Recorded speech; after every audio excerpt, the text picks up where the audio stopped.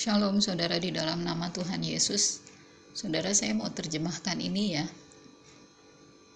Ini Bapak ini ngomong gitu ya. Dia bilang gini, jikalau, ini tahu ya saudara ya, itu diarahkan ke negara ini, maka kita akan pergi ke surga gitu ya, paradise, ke nirwana gitu ya. Tapi mereka tidak punya waktu untuk bertobat. Kata-katanya ini luar biasa ya.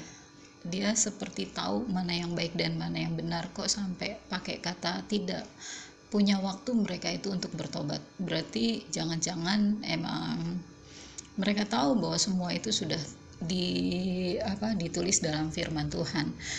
Tapi gini ya saudara, saya agak merasa gimana gitu ya dengan video yang ini ya gitu ya saudara, yang judulnya ini.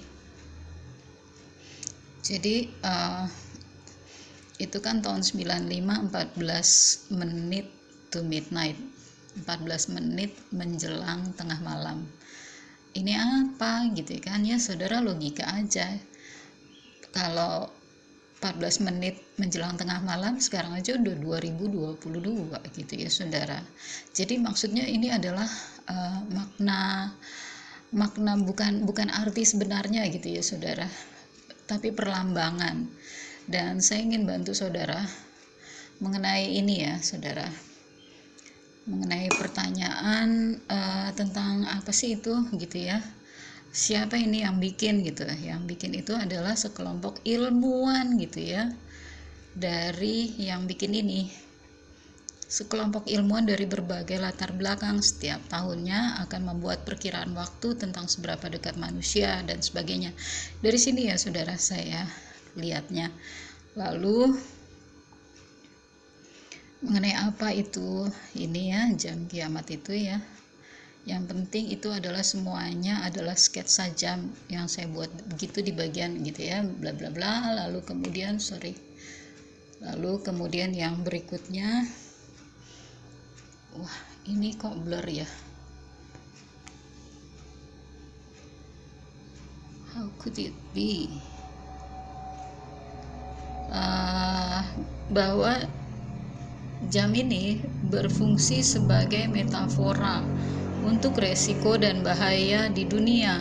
Sekelompok ilmuwan dari berbagai latar belakang bla bla bla bla bla gitu ya, dan selanjutnya gitu. Saudara lihat sendiri, ini beritanya dari mana tuh, giveaway dari Tribun ya saudara. Jadi bukan saya yang bilang gitu, bukan karena Steve Fletcher bilang gitu ya, bikin video tentang itu maka berarti 100 detik lagi kiamat gitu, bukan gitu. Itu makna perlambangan ya saudara, bukan makna sebenarnya. Tapi orang dunia sendiri sadar bahwa ini adalah hari-hari terakhir gitu. Bagaimana dengan saudara gitu, itu maksudnya loh saudara, bukan untuk apa-apa. Dan saya bikin video ini memang untuk memperingatkan bahwa Tuhan Yesus segera datang, bukan untuk memberitakan ada bencana ini bencana itu, tetapi Tuhan Yesus segera datang gitu. Dan saya ingin terjemahkan ini ya saudara, yang ini karena ucapannya itu menurut saya dahsyat ya. Tapi sebelumnya saya mau bacain firman Tuhan deh di 2 Petrus 1 ya saudara. Dengan demikian, kami makin diteguhkan oleh firman yang telah disampaikan oleh para nabi. Alangkah baiknya kalau kamu memperhatikannya sama seperti memperhatikan pelita yang bercahaya di tempat yang gelap, sampai fajar menyingsing dan bintang timur terbit bersinar di dalam hatimu. Yang terutama harus kamu ketahui ialah bahwa nubuat-nubuat dalam kitab suci tidak boleh ditafsirkan menurut kehendak sendiri. Semoga saudara nggak menganggap saya menafsirkan menurut kehendak sendiri ya. Sebab tidak pernah nubuat dihasilkan oleh kehendak manusia, tetapi oleh dorongan Roh Kudus orang-orang berbicara atas nama Tuhan. Jadi saya juga nggak bernubuat saudara, tapi saya menyampaikan, nubuatan nabi-nabi yang tertulis di Alkitab itu mulai tergenapi gitu ya saudara. Dan ini ucapan Bapak ini dahsyat ya saudara. Ini nggak ada ini ya saudara, nggak ada suaranya. Tapi saya ngikutin yang ada di sini karena dia juga ngomong bahasa yang saya nggak ngerti gitu ya. Saya cuma ngertinya bahasa Inggris ya saudara. Jadi ini yang saya terjemahkan untuk saudara. Teksnya saya lambatkan ya saudara. Ini artinya kita siap untuk menggunakan senjata nuklir. Sorry ya sebentar ya saudara, saya ulangi lagi. Ini artinya kita siap menggunakan senjata nuklir dan kita akan melakukannya kalau kita sudah merasa yakin bahwa ada orang yang menjadi potensial agresor, penyerang potensial yang menembakkan serangannya ke negara ini ya gitu ya saudara. Wilayah kami, pada wilayah kami. Ini bukanlah sebuah rahasia, kata dia. Kami punya sebuah sistem yang secara konstan diperbaiki. Itu perlu terus-menerus diperbaiki, yaitu sistem MAW, yaitu sistem peringatan adanya misil yang mendekati. Itu bergerak secara global. Maksudnya sistem peringatan itu ya bergerak secara global. Satu, dideteksi di misil yang secara strategis ditembakkan dari lautan atau di wilayah manapun. Kedua, menunjukkan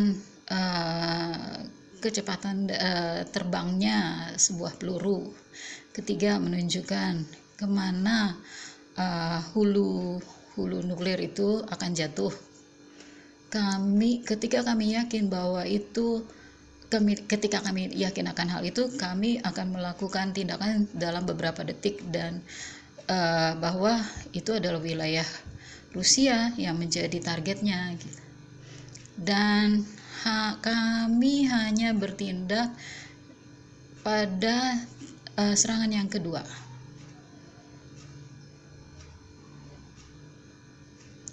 Itulah serangan balasan. Ini misal yang terbang ke arah wilayah kami dan misal yang terbang ke arah sebentar ya saudara, saya kurang cepat ngomongnya.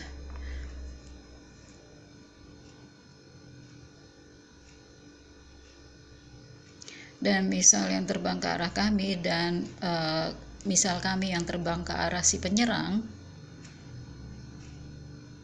tentu saja itu berarti akan terjadi bencana global.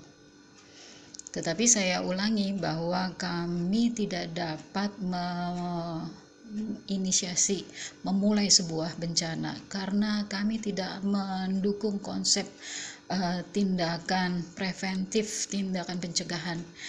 Ya, jadi jikalau ada we're like waiting, kalau kami menunggu seseorang menggunakan senjata nuklir melawan kami dan tidak melakukan sesuatu apapun, ya begitulah kami. Tapi penyerang harus tahu bahwa ada tindakan serangan balik yang tidak dapat terhindarkan. Dan mereka akan dihancurkan. Dan korban dari serangan itu akan naik ke sorga sebagai martir. Dan mereka mati, jatuh. Maksudnya si penyerang-penyerang itu akan mati gitu ya. Karena mereka bahkan tidak punya waktu untuk bertobat. Demikian saudara, betapa dahsyat ucapan Bapak ini ya saudara. Dia tahu bahwa lawannya itu harus bertobat karena dia itu adalah raja dari utara ya saudara, yang di kitab Yeremia 49. Kita pandang ke atas saudara, Tuhan Yesus segera datang, Maranatha, Shalom.